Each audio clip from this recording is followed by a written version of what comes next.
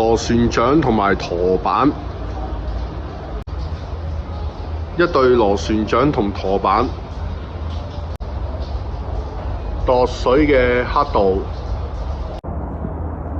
船錨、船尾嘅位置，船嘅渦釘嘅位置，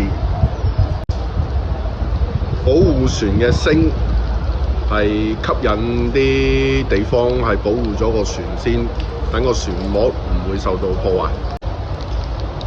吸水口同埋 engine 嘅位置，吸水口同 engine 嘅位置，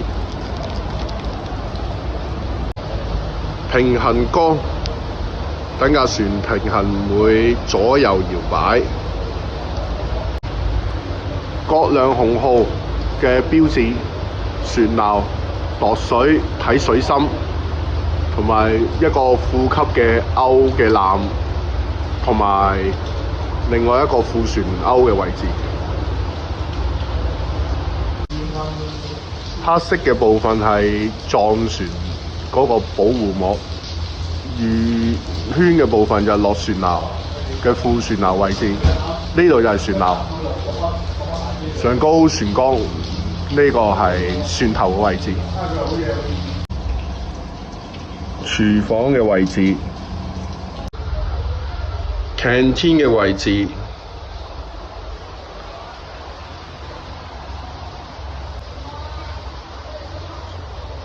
下邊呢度係船員休息室嘅位置，咁係碌架床瞓嘅。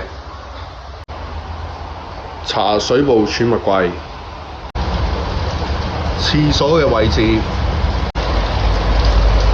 沖涼房嘅位置，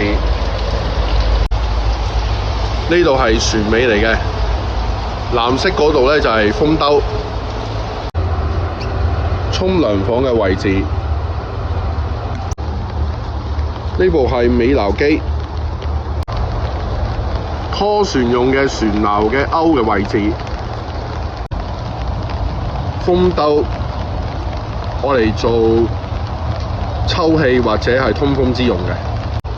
降台係我嚟係射水，係一個好似縮骨遮咁樣去我嚟射水嘅，可以升高去3米。呢層叫主甲板，上層叫救火甲板。呢個上去最高嘅救火甲板嘅位置。